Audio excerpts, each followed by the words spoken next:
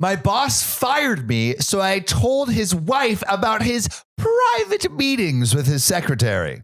About 10 years ago, when I was 19, I worked for a regional grocery store in the meat packing department. Packing meats.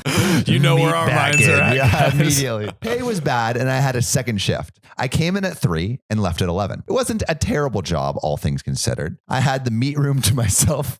The meat room.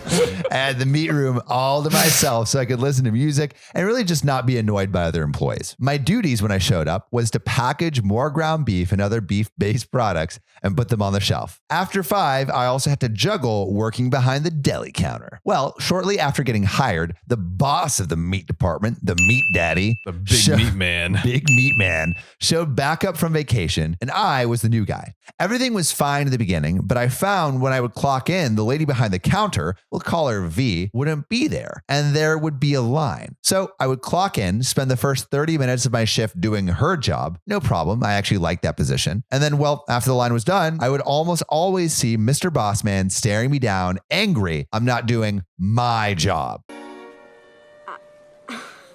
I'm sorry, I just hallucinated.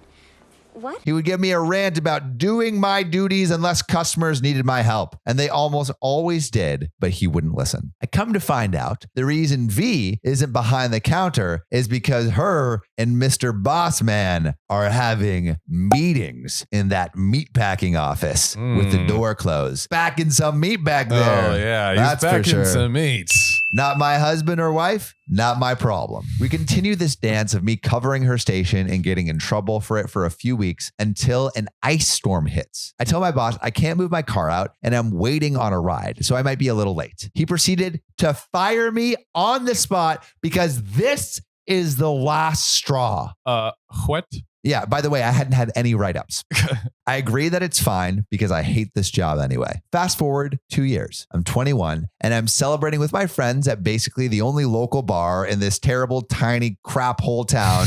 And then we walk in and who do I see? Why, if it isn't Mr. Boss and not V, but his wife.